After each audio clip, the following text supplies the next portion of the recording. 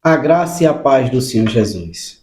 Meus irmãos, eu gostaria de falar com vocês hoje sobre o passado deve ficar no passado. O que eu quero dizer com isso? É que uma das coisas que vamos enfrentar na volta do cônjuge para o lar é o fantasma do passado. O assombroso retorno do passado que a todo momento quer pairar em nossas mentes. E nós temos que aprender a lidar com isso a partir de agora. Deve ser um exercício contínuo, diário. Por que isso? Porque muitos casamentos não conseguem se sustentar no pós-deserto, na volta, por conta do passado. Muitos de nós estamos tendo dificuldade para ter a restauração por causa do passado. O passado é uma coisa que não deve estar ativa em nossas vidas. Nós devemos esquecer.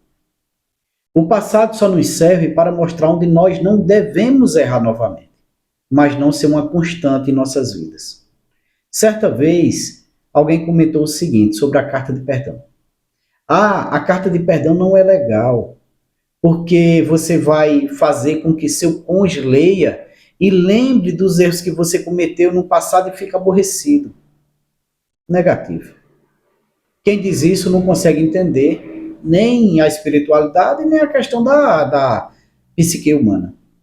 Porque quando nós vamos tratar com uma pessoa com relação aos seus traumas e medos, nós precisamos trazer à tona o passado, aquilo que feriu, para confrontar, administrar e curar. Então, quando fazemos a carta de perdão, que expomos nossos erros, nós estamos tratando daquela situação. Estamos nos constrangendo a mostrar onde erramos, onde aquilo é analisado e depois superado.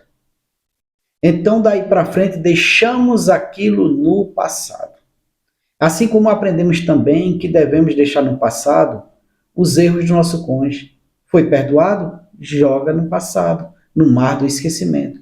Como Deus faz em nossas vidas. Inclusive, no livro de Miqueias, capítulo 7, versículo 18 e 19, diz o seguinte: Quem, ó Deus, é semelhante a ti, que perdoas a iniquidade e te esqueces da transgressão do restante da tua herança. Ó Senhor, o Senhor não retém a sua ira para sempre, porque tem prazer na misericórdia. Tornará a ter compaixão de nós, pisará aos pés as nossas iniquidades e lançará todos os nossos pecados na profundeza do mar.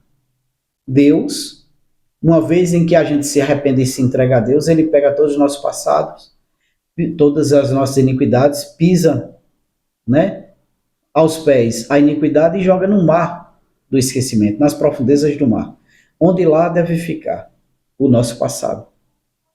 A palavra do Senhor também diz em Atos 17:30 que Deus não leva em conta o tempo da ignorância, ou seja, ele esquece o passado.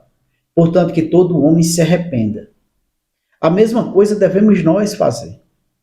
Nesse momento de transição para o deserto, nós não conseguimos entender isso e ficamos a todo momento lembrando o passado, os erros que nosso cônjuge cometeu. Porque me traiu, porque me abandonou, porque me tratava mal, porque me enganou, porque me machucou, porque isso e aquilo outro. Quando nós devemos esquecer isso. Interessante, irmãos, que às vezes as pessoas não conseguem entender e até fazem crítica a nós, que estamos aqui trazendo conhecimento aos mensageiros. Você está repetindo o assunto. Lógico, não aprende. Então Deus nos impulsiona a falar novamente. Cadê a solução? A solução não está em nós, irmãos.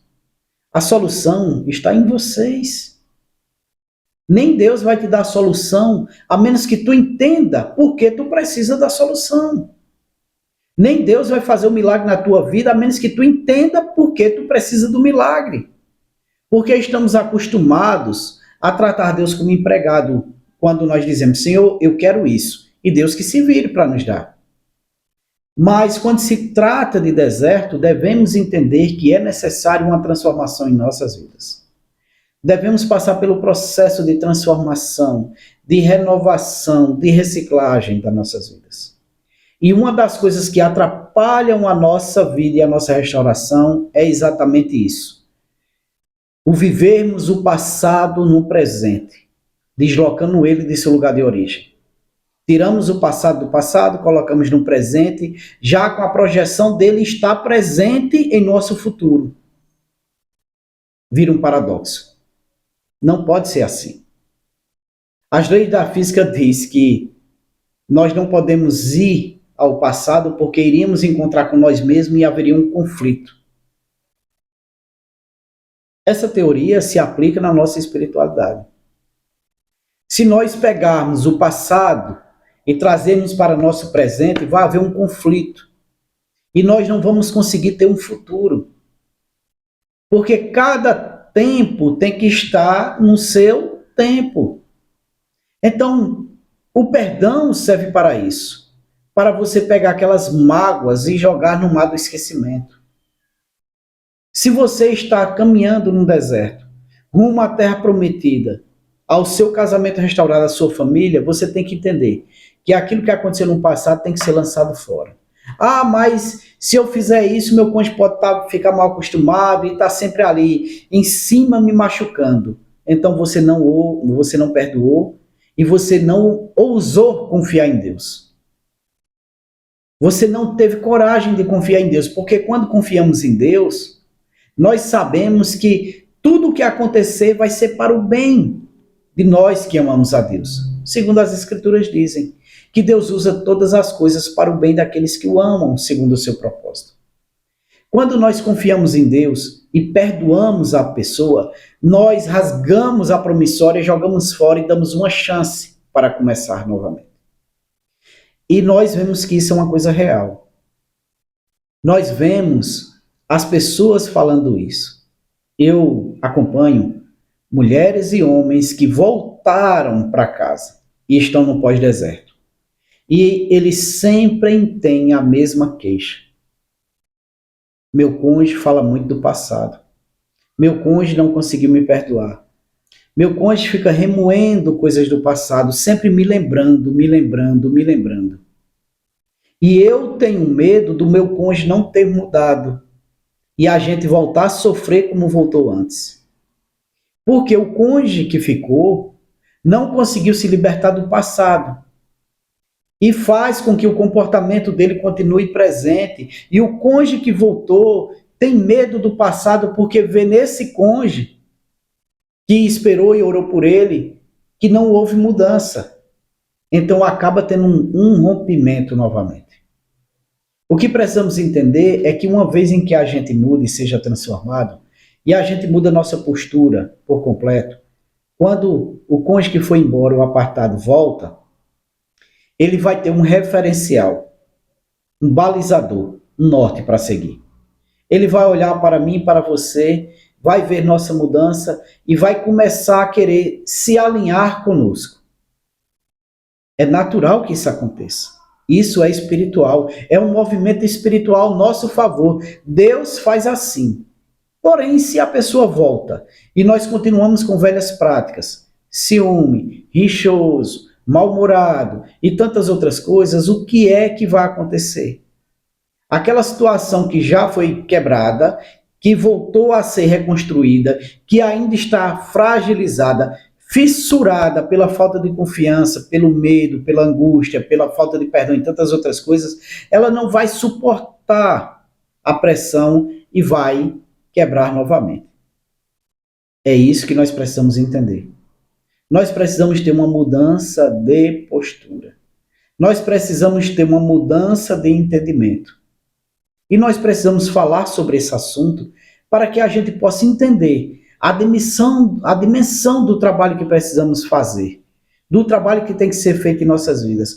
Porque a restauração não se trata só de nós, não se trata só das nossas necessidades. Porque Deus não vai trazer o cônjuge de volta só para satisfazer nossa necessidade, nossa tristeza, nossa angústia, nossa dor. Mas Deus está trazendo o cônjuge apartado para o casamento novamente, para que esse casamento seja um exemplo, agregue ao reino e seja um testemunho para as outras pessoas. Mas o casamento não é formado só você e de sua esposa, do seu esposo. Vocês são uma só carne. Aliás, o casamento é só vocês dois. Vou ratificar aqui. Mas a família não é só vocês dois. Tem os filhos. Os filhos que são reflexos de nossas atitudes. E quantas vezes as mulheres passam o tempo todo reclamando, reclamando, reclamando o deserto todo, murmurando, falando mal do marido. Então, quando o marido vai voltar, os filhos não querem receber aquele homem, nem aceitam ele, porque ele machucou muito a mãe. E dizem, não mãe, você vai aceitar esse homem para te machucar novamente? Porque as crianças já têm o seu deserto, seu sofrimento, os filhos, e são maximizados pela dor da mãe, que é constante, muito chororô, muita angústia, muito grito. Existem filhos que olham para os pais e dizem, pai, você vai querer de novo essa mulher? Porque os pais ficam murmurando, ah, tua mãe fez isso, tua mãe fez aquilo outro, como se o filho pudesse resolver. Aí o filho fica indignado contra a mãe, e muitas vezes usamos até o argumento, eu tenho que defender o indefensável. Não, não é isso. Não é isso. Não é defender o indefensável, não é encobrir o erro do cônjuge, não é ser conivente, não é apoiar. É deixar claro que existe um erro que tem que ser administrado. Mas nós não devemos incentivar, apoiar, nem ser indiferente aos sentimentos de nossos filhos com relação aos nossos cônjuges. Devemos ensinar a amá-los e respeitá-los. Para que quando vier o conserto de Deus na vida dele, nós tenhamos um problema a menos para administrar. Então, como base para que tudo isso aconteça, o primeiro passo que nós devemos dar é o perdão, que consiste em pegar todo o passado e jogar no mar do esquecimento, assim como o Senhor faz em Miqueias capítulo 7, versículo 18 e 19. Nós jogamos no mar do esquecimento. Ah, você perdoou? Sim, perdoei. Porque Cristo me perdoou. Porque o correto é ser feito.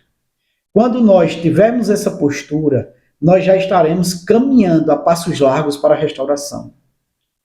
E com esse entendimento, com essa informação em nossas mãos, nós vamos administrar a volta. Pois o cônjuge vai olhar, perceber que nós não temos nada para esfregar na cara deles, não temos cobranças do passado, e eles vão automaticamente começar a consertar a conduta deles e jogar no mar do esquecimento aquilo que nós também fizemos de errado.